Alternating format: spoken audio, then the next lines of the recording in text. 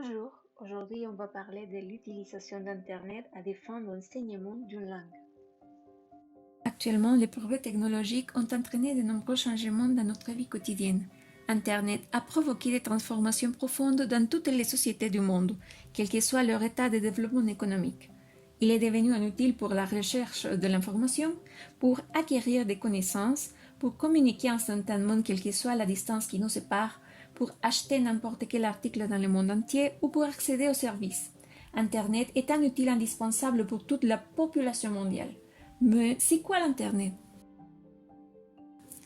Internet est le réseau informatique mondial qui rend accessible au public des services comme les courriers électroniques et les World Wide Web.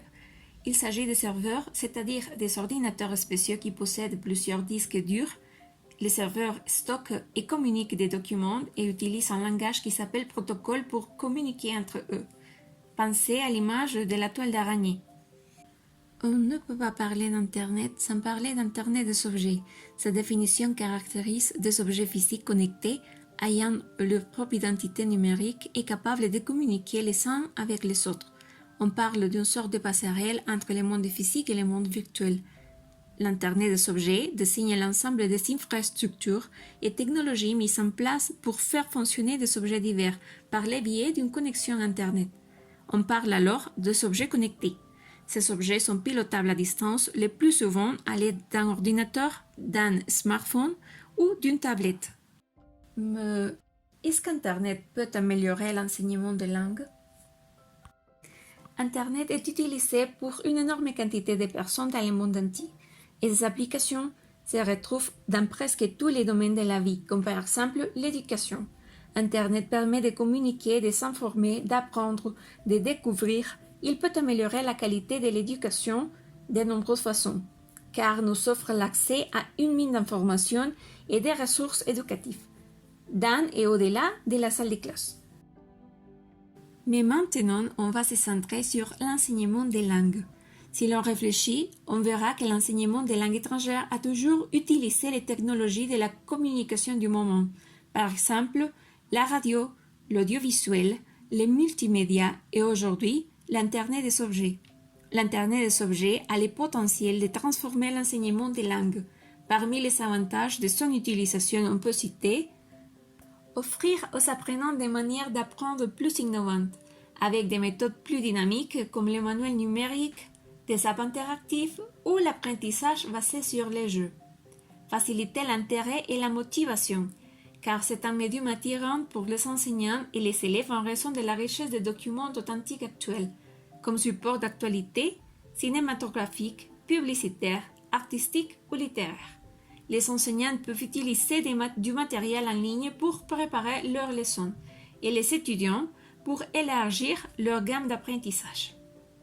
La réalisation des tests en ligne.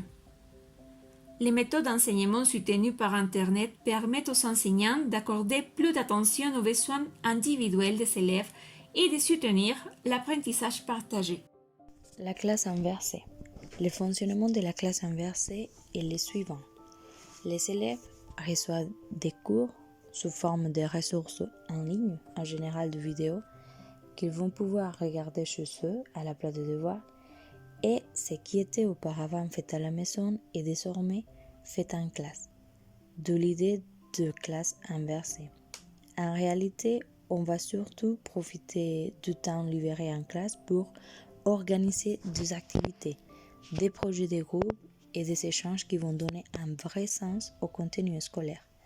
Beaucoup de variantes sont possibles, mais la finalité est de passer d'un modèle centré sur le professeur à un modèle centré sur l'élève afin de répondre aux besoins individuels de chacun. La compétence numérique. De nos jours, en temps de crise, dans un contexte de pandémie mondiale, naît l'opportunité d'innover et de développer de nouvelles compétences en informatique comme la compétence numérique. Selon Springer, on peut définir la compétence numérique comme l'utilisation en toute confiance et de manière critique de l'ensemble des technologies numériques pour l'information, la communication et la résolution des problèmes dans tous les aspects de la vie.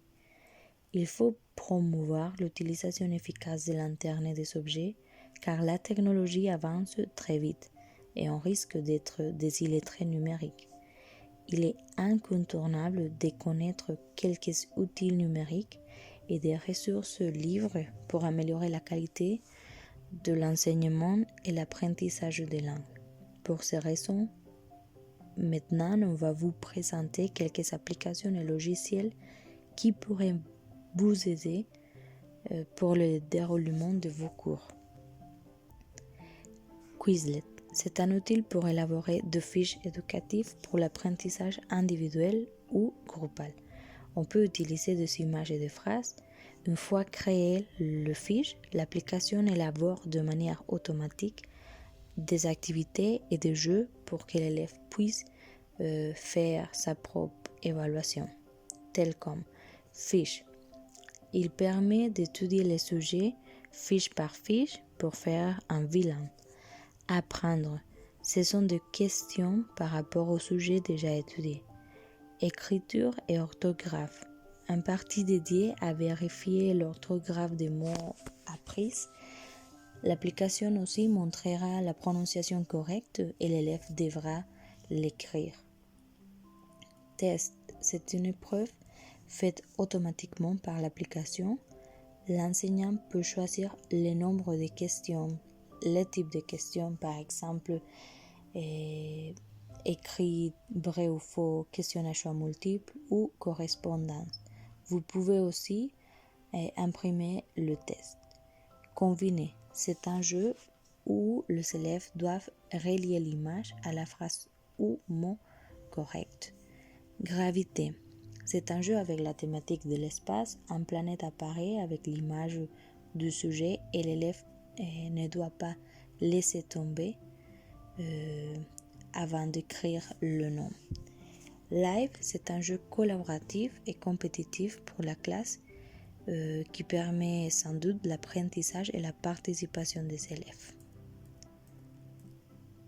E-éducatif est un portail qui propose des jeux et des exercices éducatifs pour apprendre et réviser à l'école ou à la maison. Il compte une centaine d'exercices éducatifs destinés aux enfants de la maternelle et du primaire. Le site est gratuit et n'a pas besoin d'inscription, sauf si vous souhaitez utiliser les fonctionnalités pratiques comme le suivi de la progression ou la sauvegarde des jeux favoris.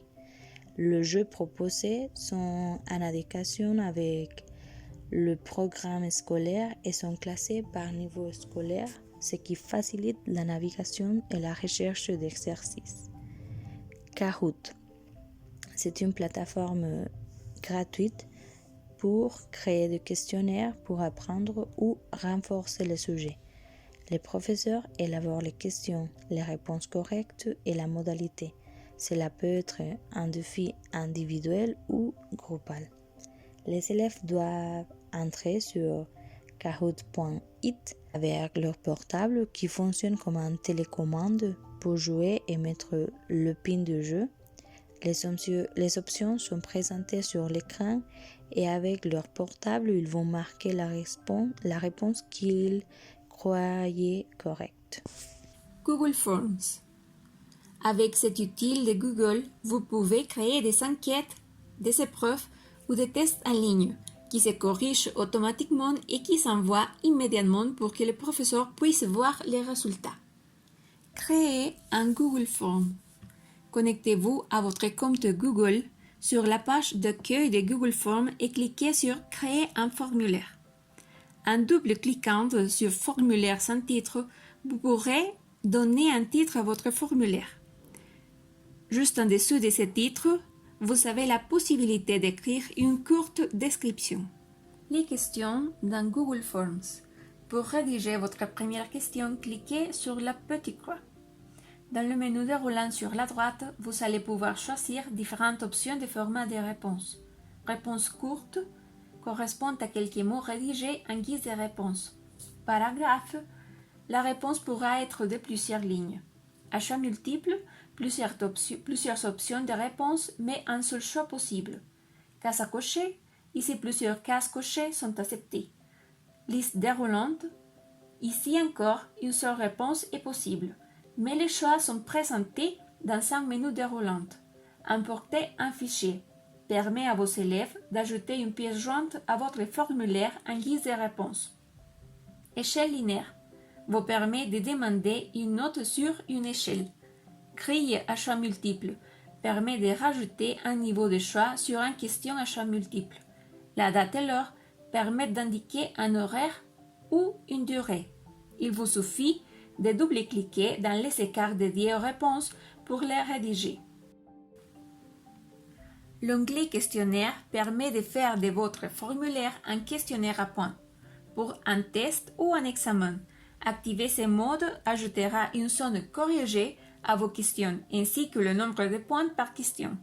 Quand votre questionnaire est prêt, cliquez sur les 3 petits points tout en haut à droite, puis sur Obtenir un lien. Sites in VR. Sites in VR est une application mobile de réalité virtuelle. On peut l'utiliser pour rendre les classes plus dynamiques. Par exemple, vous pourrez visiter des musées, des châteaux, des tours, des vieilles maisons, des palais, des villes anciennes, entrer dans les musées ou monter sur la tour Eiffel. L'application propose un grand nombre de photos 360 et vous permet un voyage virtuel dans les diverses parties du monde.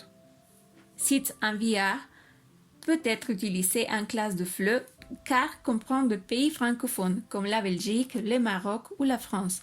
Pour vos visites virtuelles, vous pouvez utiliser un casque de réalité virtuelle ou votre portable. Pour commencer, il faut choisir le pays et l'endroit que vous voulez visiter. Après, déplacez le téléphone portable pour voir l'ambiance générale. Comme si vous portiez une caméra. Utilisez les mouvements typiques des doigts pour zoomer. Les points d'accès sont utilisés pour entrer dans les salles, vous déplacer dans les couloirs, etc. Finalement, pour quitter un endroit, regardez en bas. En guise de conclusion, cependant, les évolutions rapides dans le domaine de l'Internet des objets constituent autant d'opportunités que de défis pour l'éducation aux langues. Évidemment, la compétence numérique est devenue une compétence clé dont les enseignants peuvent se servir pour enrichir leur classe. Il est nécessaire donc trouver l'équilibre, c'est-à-dire combiner avec des autres manières classiques de l'éducation pour améliorer le processus éducatif et que toute activité ou jeu ait un fondement pédagogique. Maintenant, on va faire une petite activité. Numéro 1. Cliquez sur le lien envoyé par le chat. 2. Assemblez les puzzles. 3. Trouvez le concept caché le plus rapide possible. 4.